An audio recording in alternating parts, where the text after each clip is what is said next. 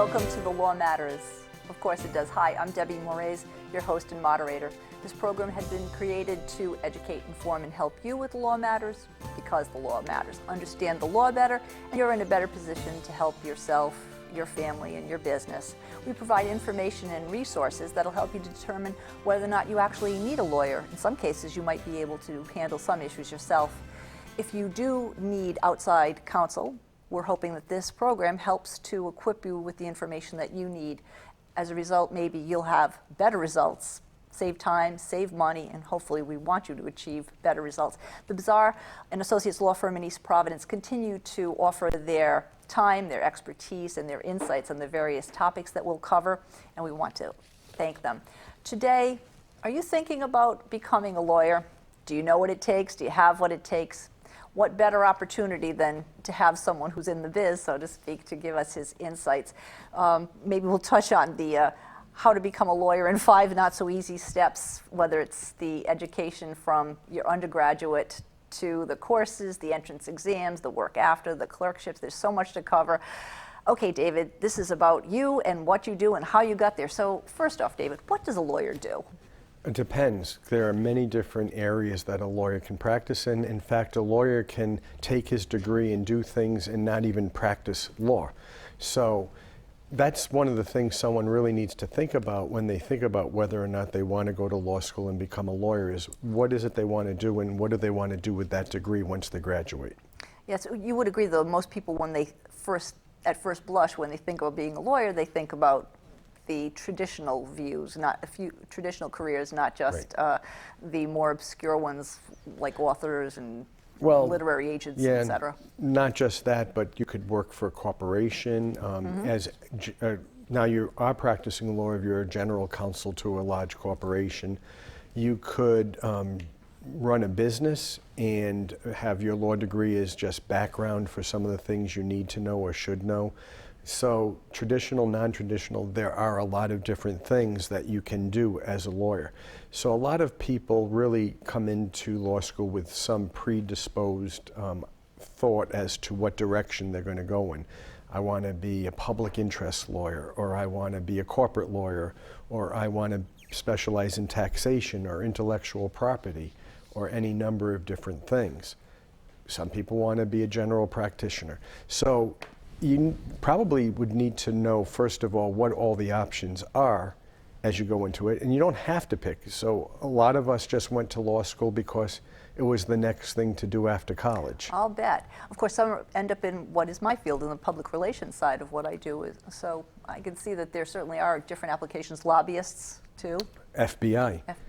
Law enforcement. And some people come from law enforcement and then become lawyers, and other people become lawyers and then go into law enforcement. And a law degree is something that's really coveted going towards a career with the FBI. I know a lot of folks who have thought about going down that road. Some actually did. So again, I guess maybe the starting point would be, if we haven't already started, is to talk about what it takes to go to law school, and then we can talk about law school and what you might do afterwards. Exactly. So obviously the person has to start with an undergraduate degree, and one of the first questions that I understand everyone asks, what major do I need to have? Is there such? What can you lend to that conversation? So it's very different than medical school, for example.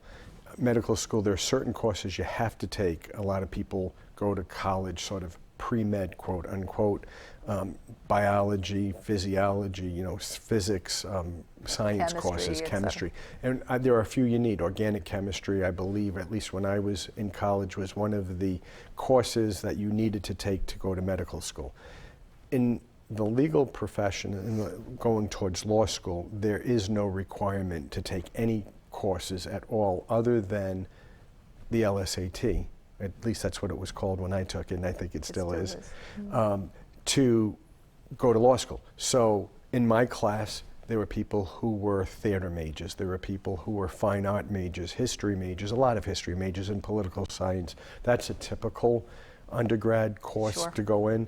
We had psychology majors, we had people who had already worked and were in business and coming, so there's no prerequisite, so to speak, undergrad. Let's talk about the skill set then. I don't know of any profession that doesn't touch on this one, but writing skills, essential, non-essential? Essential. Yeah, I think that's one of the more important skills to have going into law school, because there is a lot of writing. Now, writing legal documents is different than writing a novel or an English paper or even a history paper to some degree. There's a lot of different things that go into it, but just the command and mastery of the English language is very important, and the writing skills very important, because you're trying to persuade people as a lawyer. That's what your job is oftentimes. So sometimes you're trying to persuade a judge, for example, with a brief. There might be an oral argument to follow, there might not be. You might be in a situation where you need to persuade somebody in a corporate situation with a letter or write a contract. Now, the things that go into those different types of writing is very different, but again, the mastery and command of the English language is very important. And so let's touch upon another one, public speaking. Not if you're a corporate lawyer, maybe you're not having to give an oral argument, but is public speaking a key skill that one needs? Yeah, depending on, especially if you're going to be a trial attorney. Okay. And in the course of going through law school, there is an occasion for everybody to do an oral argument. There's conversations, if you want to call them that, the Socratic method that's used in law school to teach, which is give and take with the professor asking the student questions. So you need to be able to express yourself in front of the whole class and be able to be comfortable doing that. Not everyone's comfortable at first, but you become comfortable doing it, hopefully. But you do not have to go down that road once you're ready to practice, but it's a good skill to have going in. And I guess it goes without saying, reading, a sense of logic, the ability to research, because there's, I'm sure, plenty of that needs to be done. Would you suggest to the undergraduate that they take the more challenging courses? We hear at times the sports enthusiasts often take the gut or the easier courses. Is it worthwhile for you to put yourself through that rigorous discipline as the undergraduate? Is that good and necessary prep for next step? It is good prep. It's not necessary necessarily. Okay. But here's the thing, and this is what I tell folks whose kids are going to high school when they're worried about college, going to college when you're worried about law school. The end goal shouldn't be what's the college I'm going to get into or what's the law school I'm going to get into, although those are important aspirations. You should really look at what do I like, what will I enjoy, and what will be best for me going through high school or through college. So yes, you should go to a college, let's start with high school, a high school that's going to get you into the best college you can get into, but you should also look at what is my journey through that high school going to be like? Will I enjoy the people I'm with, the classes that I'm able to take, the environment that I'm in? Because it's more, to me, about the experience that you're going through so that you will get the most out of it, so you'll therefore end up in the best place you can be, rather than going in and saying, well, this school gets these kids into that college, so that's where I want to go. Well, that might not be the best match for you. Same thing with college, and then same thing with college and what classes you take. Since there's no prerequisite for what you have to take for law school, I say take those things that you're most interested in. So if history is your thing, be a history major. If you like science, take the science classes. If you're a theater person, be a theater major. So it doesn't matter. Just do what really inspires you. And before we get to the ominous LSAT, to carry on what you were saying for a moment, in high school, juniors and seniors are advised to participate in some extracurricular activities. It might be their debating team, it might be something that's sports, it might be some other volunteer or outreach. Fast forward another 3 to 4 years where the undergraduate, the candidate, is it important for them to also have extracurricular community-based outreach activities that they can put on their application to law school, or does that not matter? Well, I think it does matter to some degree. Again, I would encourage people to do those things that really inspire them, that they want to do.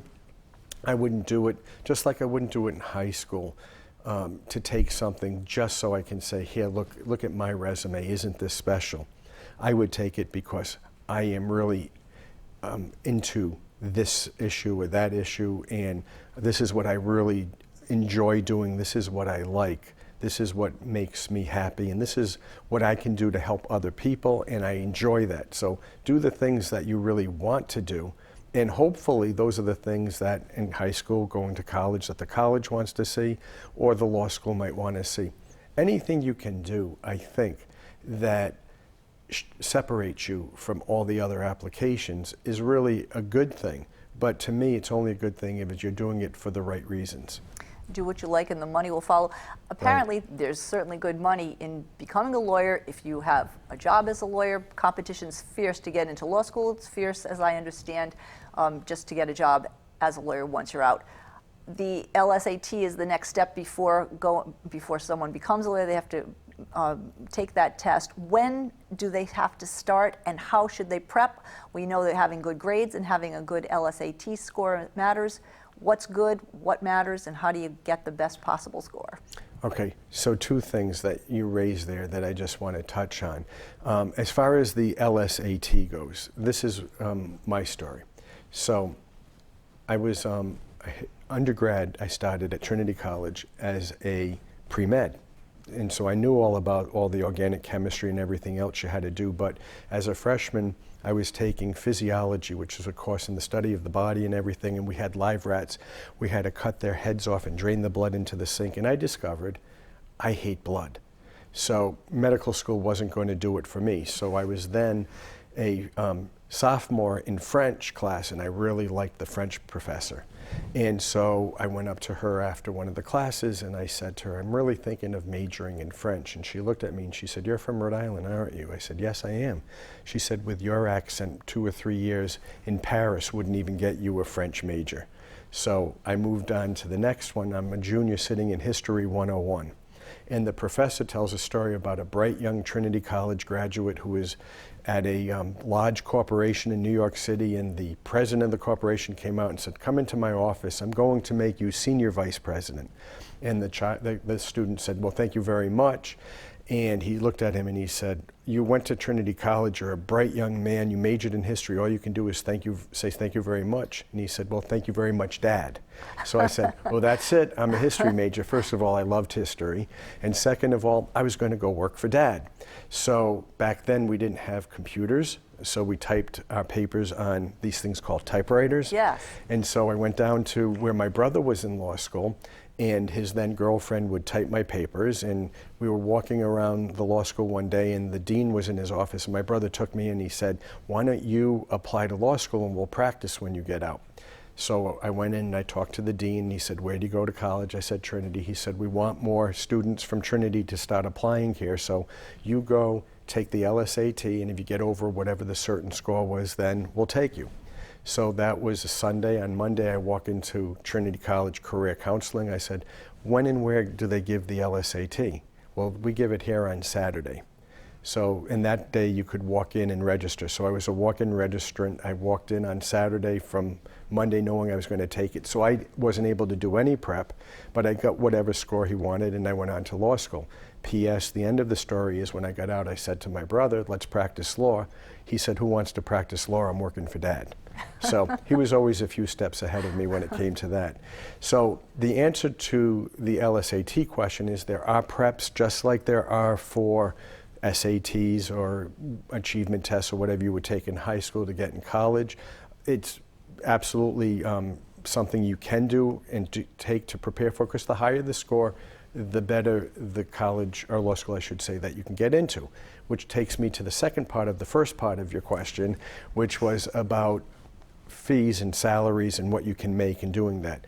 So there are a lot of lawyers these days, and it's very competitive. The top law firms in New York City and Boston and Chicago and all the major cities across the world actually will pay a lot of money to someone coming out of law school. But to get those jobs is very difficult and very competitive. Another good track to take when you come out of law school is to get a clerkship for a federal court judge or a state court judge. Those are also very competitive and highly coveted, and it's a good way to get your feet wet in the arena of practicing law and learning things. But most people don't get those jobs. So if you're going to law school because you want to make a lot of money, that's not necessarily the best reason to go there. If you want to go to law school because you want to get a job helping people, that's certainly something. If you want to go to law school so you can do what my brother did and use it as background for business, that's really good. My recommendation is, if you're looking to make a lot of money and that's your goal, get an MBA. Good advice. So we know that those grades, those GPAs and the LSATs matter. Is there any sense of whether it matters just and only if you want to go to the T14, the top 14 law schools in the country? Is there a sense, do you have a sense? I know it's been a few years since you've graduated. Does it matter that you have the top of the line scores even if you don't get to or plan on going to the top 14 law schools? What do you need for LSATs? 120 is supposed to be perfect. Who gets that? Yeah, so the top of the line law schools, you know, are going to have their choice of applicant, and they're very difficult to get into. And so you need to have your 120s or whatever, plus all the other things that you need to get in. And those are really important if your goal is to get out and work for one of those big law firms. That's where they usually hire from. And that's that. But if you just want to go to law school, you don't have to get a perfect score. There's a lot of law schools, and a lot of law schools that will take a chance on somebody that they know is a good person with a lot of ability and different skills and maybe bloomed late in life or did something different. And you go to those law schools, you get your degree, and you can get a good job practicing somewhere. And frankly, other than going to the biggest law firms in the world or whatever it is, you don't usually get asked once you start practicing, where did you go to law school? It's like when I go to a doctor, I don't usually say to the doctor, where's your medical degree from? Do you have a good reputation? Do you do good work? Do you know what you're doing? Do you present well? That's what's important once you start practicing. Good to remember. That's true, I guess, in many professions, right. Mine in the advertising PR camp as well. When someone is thinking about applying to law school, do you suggest that they apply to as many as they possibly can? Sometimes the fees can be expensive. Is it worthwhile? What's your thought or approach to that? It depends exactly what you want to do, and we talked about this little path of different things you can do with a law degree. Different law schools actually have some different niches. Vermont, I understand, has a very good environmental law program. Okay. So if that's your interest and passion, that's something you need to look at. Some law schools have a combination of law degree and MBA. So if it's a business background that you want to come out with and go down that road, that's something you should look at. If you're looking to work at the big law firms and you want to go to, what did you call them, the T14? T14, the top 14? If you include my law school, it's the T15. Okay. So, but if you want to go to one of those law schools, then of course it might be a stretch, but apply, because you're not going to get in if you don't apply. So I would apply not based on how many schools I want to apply to, but based on what they have to offer and what choices I'd get if I get into those schools. Okay. I understand it's costly to go to law school, $150, more or less, whatever. Some people talk about doing it full-time, which I understand is likely to be 3 years for the JD. Yep. Could be longer if you go part-time.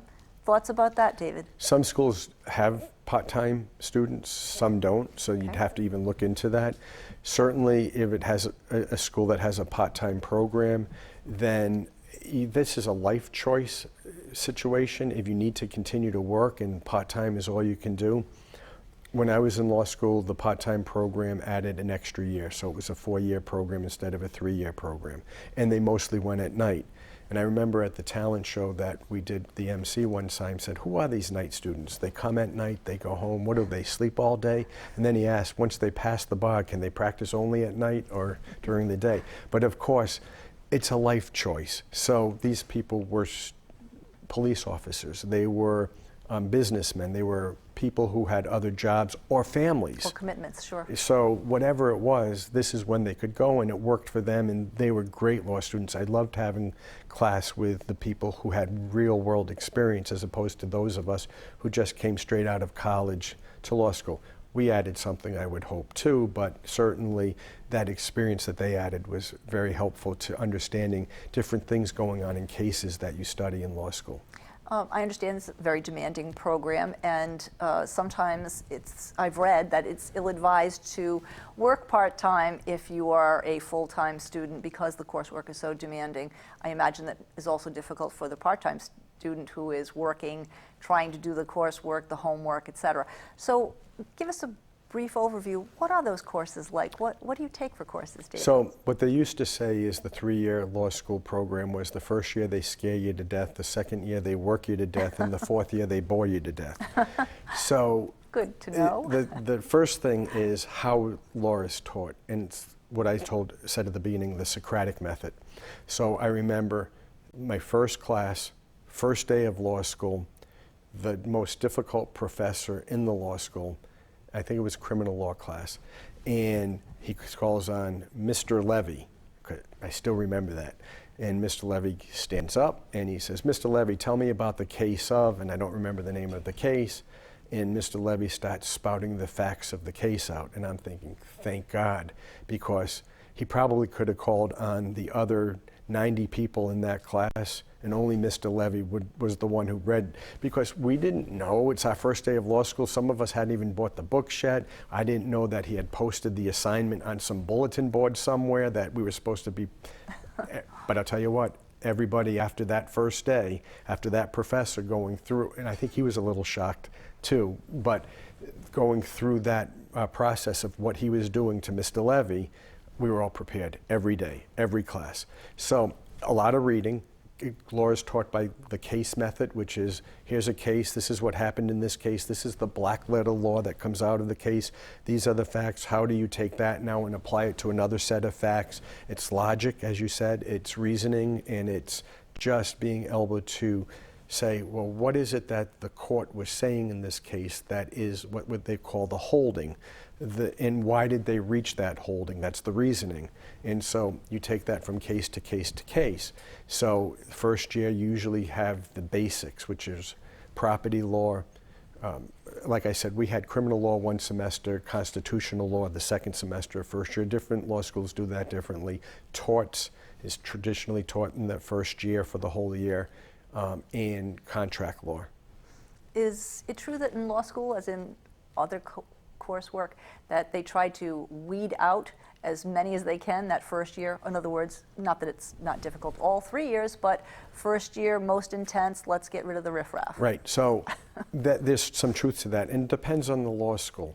If it's a top tier law school, they probably assume they've accepted people who can do the work, and they work you just like all the other law schools do, but the law schools that I told you that will take a chance on people, they want to make sure that the people that they took the chance on are worth it. And so they do put you through the ringer. And at the end, like I said, let's just say for the sake of argument, my law school class, all sections started with 300 people. I graduated with like 197. So they do weed them out. They do. So you've gone through 3 years of your classes. Presumably you've been attentive. Next comes the bar, or do you go out in the field somewhere between that second and third year, try to land a clerkship and get some experience first? How does that play out, David? So the way it played out for me was, as my first year was winding down, I started making calls to get a summer internship. Smart. So I was calling people in Rhode Island at different law firms that I knew, and finally someone recommended another firm, so I called the fellow up who ran the firm, and I said, I'm interested in a summer internship. So he said, come on in. And I went in for an interview, and he said, we've never had a summer intern before. I said, that's fine, I've never done it before. So we're both in the same boat. He said, you can start tomorrow. And so I got an internship between my first and second year of law school. Is it the mundane work that many interns are forced to do? I mean, it's perhaps helpful, but was it scut work and It was a little bit of everything, and I found it very exciting because it was putting into practice all that I was learning in my first year of law school. And I was one of those strange people who actually loved law school. So I just dove right into all the cases and the writing and all of that. So when I got my first assignment, which was to write a memo to the senior partner about some subject, it was just like the memo I wrote in legal skills class in law school. So absolutely laid it out the same way, did all the same thing, except that he spelled his name Stephen with a V and not a PH. So I learned always know who you're writing to. That's but really important. the long and short of it is I was going to court, I was writing memos, I was looking up cases, researching. It was a lot of fun, a lot of work, a lot of hours, but good practice. Good. So then you have to take that bar exam. Right. Did you feel that did you take a course in between, or did you just go from frying pan to the fire, so to speak? Yeah, there are a lot of different courses you can take bar prep. And I absolutely took, in Rhode Island, we had a fellow who was that's all he did was teach Rhode Island bar exam preparation. And he was very good.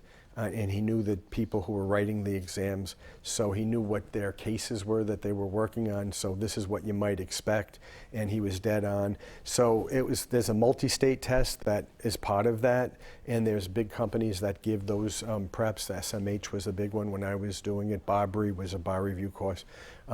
They're pretty good at it, but to get the state prep, I always recommend if there's someone who does a particular state, know that person, because they usually know what they're going to look for. Among the tests that we did talk about, the LSAT and now the bar, how about the test that is of your moral and ethical character? Is there such, and when does it happen? Yeah, so when I took the bar, there was not a separate ethics test. There is. And again, it's like a multi-state bar exam test that you have to get a certain score on. And certain bars, Rhode Island, for example, there's a committee that has to look at you for moral and character, for your fitness. So there is a whole process that you go through. And that is after or during the bar exam? Yeah, or you can take the bar exam and and the ethics test all as you go through when they're available to take. Now, suppose in that 18 to 24 years of your life you started to party a little bit and had a little trouble along the way. Is that going to be looked askance at? It's going to be looked at, okay. And everything's going to be looked at. And when I applied, I was told, and my recommendation to everyone else is, if there's anything there, just put it out there. Because the worst thing you can do is try to hide something. And now your moral character would still be questioned because you're not being truthful and honest. So just deal with it. If it's there, deal with it. Good. Thank you so much for the insights. Your experience is interesting, and the tips. We hope that it's been helpful to you should you decide to be a candidate and wanted to pursue that, or perhaps you have children or family who are interested. Thanks for tuning in to The Law Matters. We hope you will tune in once again because the law matters to you.